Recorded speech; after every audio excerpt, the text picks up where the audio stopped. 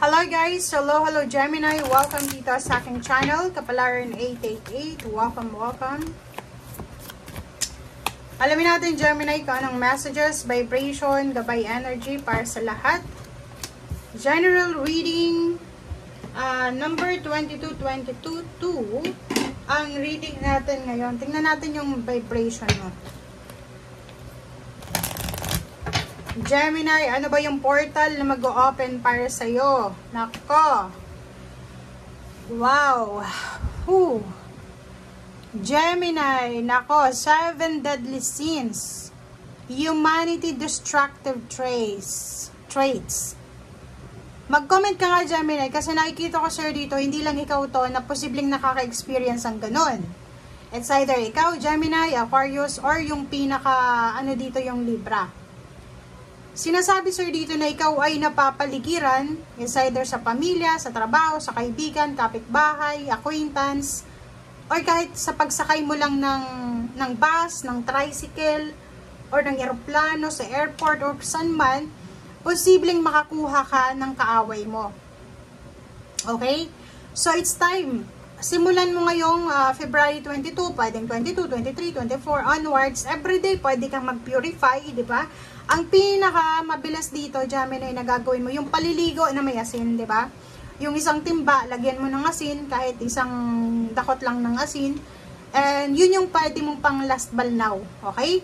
Last balnaw yun ha, huwag mong babalnawan pa ng tubig. Kasi yun isa sa protection mo, or mapupurify nun yung mga negative energies na pumapasok sa katawan mo everyday, lalo na kung nagko-commute ka, nagtatrabaho ka sa labas, marami kang taong kaharap, marami kang kasakay. So, dito sinasabi, it is time for a cleansing, detoxification of your body and mind. So, katawan natin yan ha. As much as possible, simulan mo February 22 ng pagkain ng healthy. Puro lang siya greens muna, di ba? Yung parang gulay-gulay lang. Much better, iwasan mo muna yung karne or anything. Kung mahilig ka sa karne, okay lang naman. Pero, cleansing tayo, detoxification muna tayo. Mind, ganun din. Umiwas sa tukso ng pakikipagdebate, umiwas sa tukso ng pakikipag-usap sa mga taong alam mo na iti-trigger yung emotion mo May ganun diba? Yung aasarin ka, tapos mag-feeling victim sila, umiwas ka sa ganun Ito yung pinaka-portal mo ngayon Ito yung pinaka-portal. Sinasabi, umiwas ka sa mga taong masasama ang ugali. 7 deadly sins, alam mo na yon.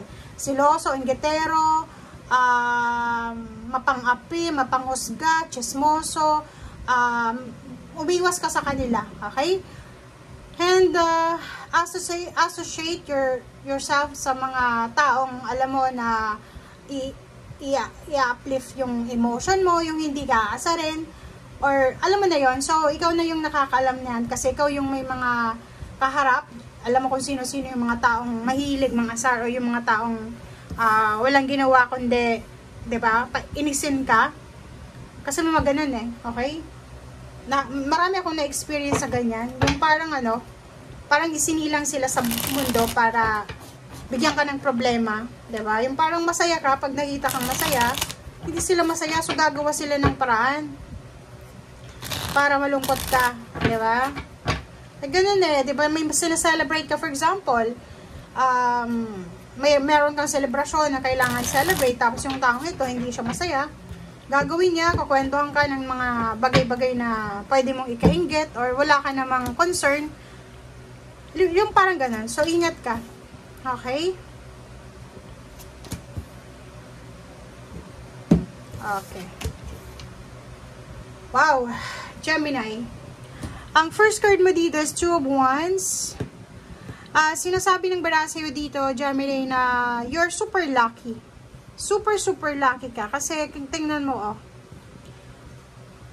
posibleng, simula ngayong February 22, simula to hindi ngayon mismo tong 22 simula pa lang. Simula ngayon, maraming i-offer sa'yo ang universe ng new beginnings. Sabihin na nating relationship. Sa likod niya, sobrang abundant diba? Maraming bunga yung prutas na yan.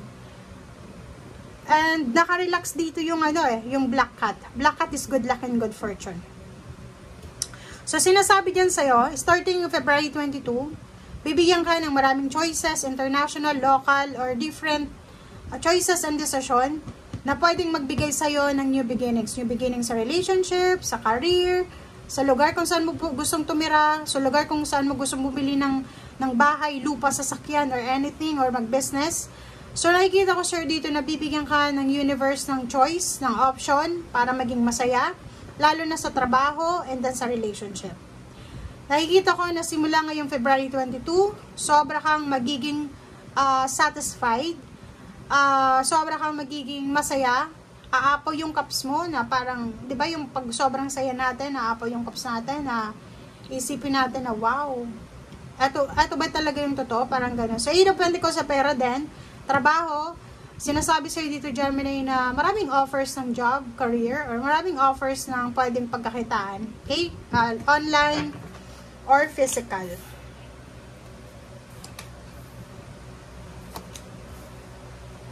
Okay. Wow. Pero, may challenge ka na kailangan pagdaanan. Simula ngayong February 22, make sure na wag kang masyadong mainitin ang ulo. Okay? Kailangan, yun nga, diba? Nandyan, umiwas tayo, nandito, temperance, oh. Kailangan mong isa-isip to, isa puso yung reading na to para makaiwas ka sa negative na yan. Kasi wala niyang magagawa sa buhay mo. Kung gusto mo daw na maging balance yung pera mo, yung financial, yung tangible things, material things, isang desisyon na medyo risky ang posibleng kailangan mong gawin. But before that, make sure na alam mo kung ano yung pinapasok mo. Ayun, wag kang masyadong magmadali. Okay?